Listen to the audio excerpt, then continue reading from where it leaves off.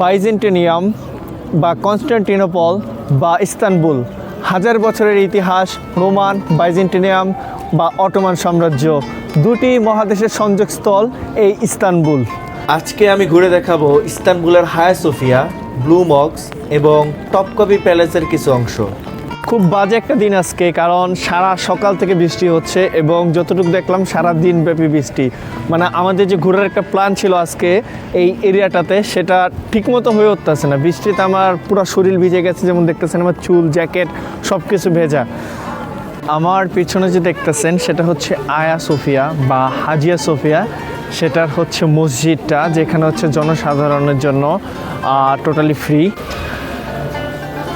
সেই বিখ্যাত আয়া সোফিয়া।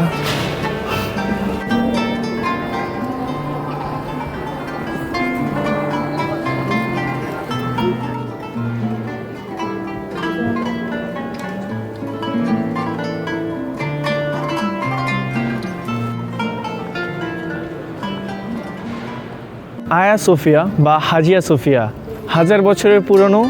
খ্রিস্টপূর্ব 537 সালে এটার প্রথম নির্মাণ। এরপর পালাক্রমে চার্চ, ক্যাথিড্রাল, মিউজিয়াম এবং সর্বশেষ একটি মসজিদ। যখন অটোমান সাম্রাজ্য ছিল তখন অটোমান সুলতানদের সময় এটি ছিল একটি মসজিদ, তারা এটাকে মসজিদে রূপান্তরিত করেছিল।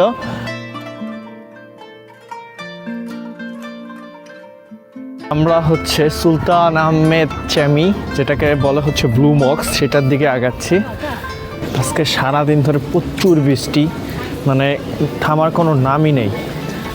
আমরা হচ্ছে ব্লু মস্কে এন্ট্রিটা নিলাম, যেমনটা দেখতেছেন। আমার পিছনে হচ্ছে সুলতান আহমেদ চ্যামি, যেটাকে বলা হচ্ছে ব্লু মস্ক। এটি 1616 সালে প্রথম প্রতিষ্ঠিত হয়।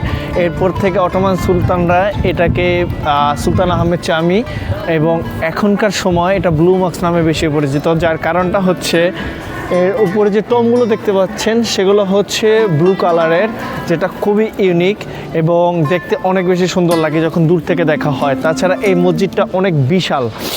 গাইস, আমার পিছনে যে গেটটা দেখা যাচ্ছে সেটা হচ্ছে টপকাপি প্যালেসে ঢোকার যে প্রধান গেট সেটা, আর এর পিছনে হচ্ছে মূলত টপকাপি প্যালেসের শুরু।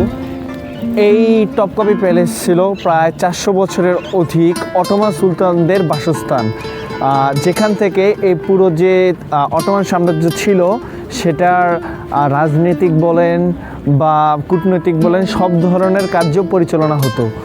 টপকাপি প্যালেসের এটা হচ্ছে দ্বিতীয় করিডোর, যেখানে ঢুকতে হচ্ছে টিকিট লাগবে, আর আমরা এটার জন্য টিকিট নিয়ে নিই, সো আমরা এর ভিতরে যেতে পারবো না।